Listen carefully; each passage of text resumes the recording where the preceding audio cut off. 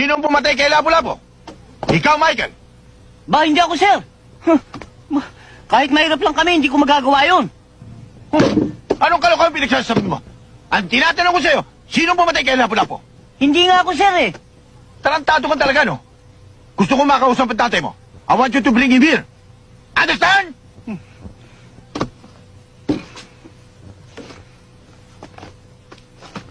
Yes, sir.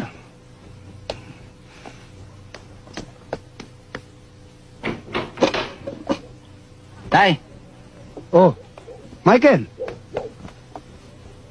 tay, ibig daw kayong makausap sa eskwela. bakit? Kasi o itay, tinanong ako kung sino ang pumatay kay Lapu-Lapu. Oh. Ang sabi ko, hindi ako. Ngayon, kayo ang gustong makausap. Lagot kayo, tay. Teka. Bakit ako?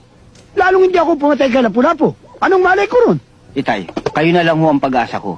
Kinakailangan sumama kayo sa akin. Dahil pag hindi kayo sumama sa akin, may expelled ako. Kinakailangan magpaliwanag kayo, itay. Kung kinakailangan magpaliwanag, edi puntahan natin. Halika. Kaya na. Ah, mukha yatang may lakad kayo magama. Eh, kasi o Lola, ibig kong makausap ng teacher ko itong si itay. Oh, bakit?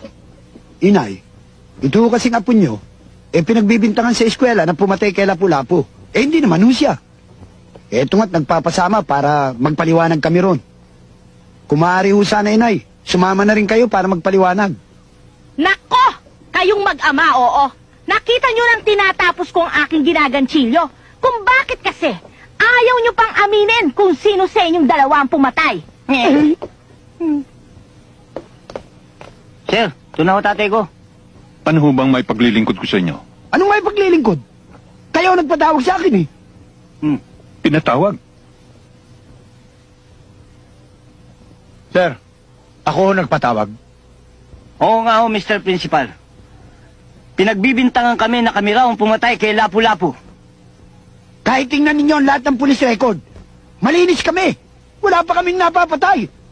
Ngayon, kung ipagpipilitan ninyo na kami ang pumatay kay Lapu-Lapu, baka ngayon lang kami makapatay ng tao. And you will have a dangerous life.